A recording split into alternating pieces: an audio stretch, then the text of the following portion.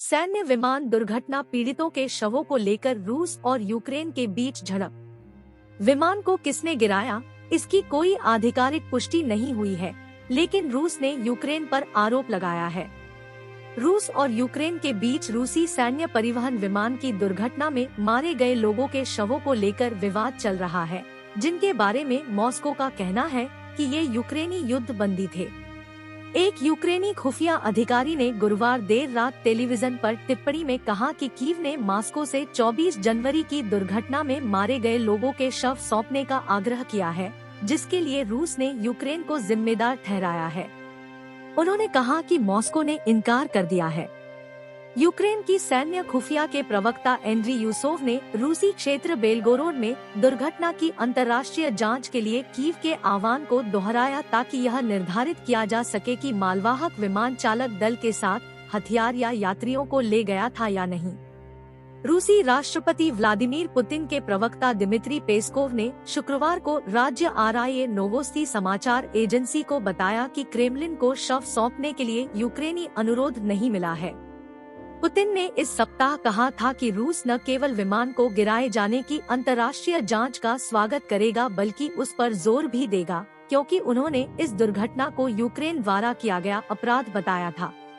Ukraine ने न तो इसकी पुष्टि की है और न ही इससे इनकार किया है कि उसकी सेना ने इल्यूशन IL-76 विमान को मार गिराया है, जिसके बारे में रूस का कहना है कि उसमें 65 यूक्रेनी युद्धबंदी सवार थे।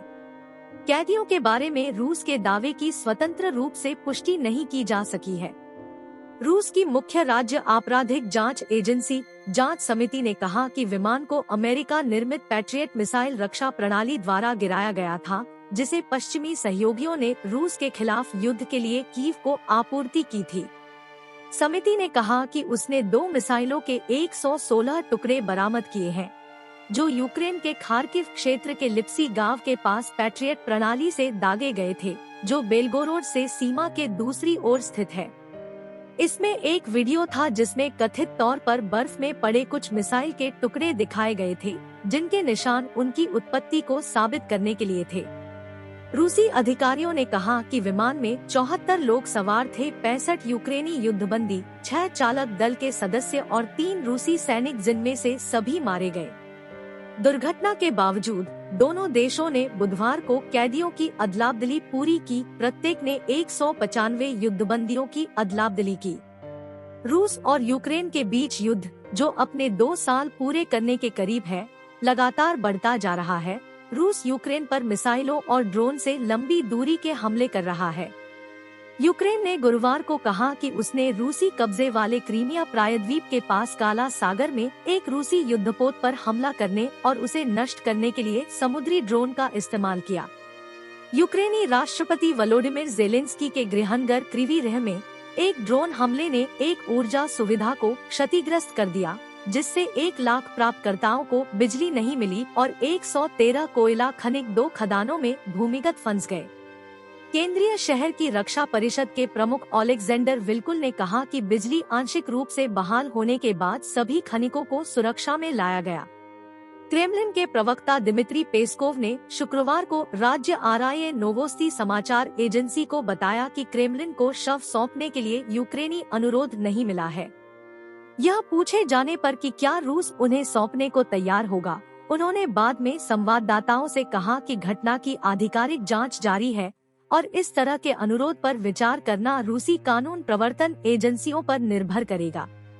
राष्ट्रपति व्लादिमीर पुतिन ने बुधवार को कहा कि रूस न केवल स्वागत करेगा, बल्कि विमान को गिराए जाने की अंतर्राष्ट्रीय जांच पर जोर देगा, जिसे उन्होंने यूक्रेन द्वारा अपराध बताया। यूक्रेनी खुफिया प्रवक्ता यूसोव ने कहा कि कुछ यूक्रेनी युद्धबंदी जो दुर्घटना के दिन एक आदान प्रदान का हिस्सा बनने वाले थे, उनकी बुधवार को अदलाबदली कर दी गई, जब लगभग 200 यूक्रेनी कैदी घर लौट आए। मुख्य राज्य आपराधिक जांच एजेंसी रूस की जांच समिति ने गुरुवार को कहा कि दुर्घटना की जांच में पाया गया कि IL-76 को अमेरिका निर्मित पैट्रियट वायु रक्षा प्रणालियों में से एक द्वारा मार गिराया गया था, जिसे पश्चिमी सहयोगी अर्थात अमेरिका, जर्मनी और नीदरलैंड ने यूक्रेन को आपूर्ति की है।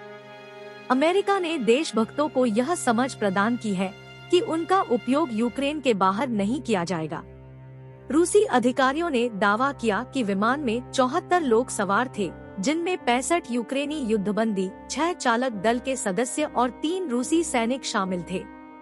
यूक्रेन के पास बेलगोरोड क्षेत्र में विमान के जमीन से टकराने और एक विशाल आग के गोले में विस्फोट होने से सभी के मारे जाने की खबर है।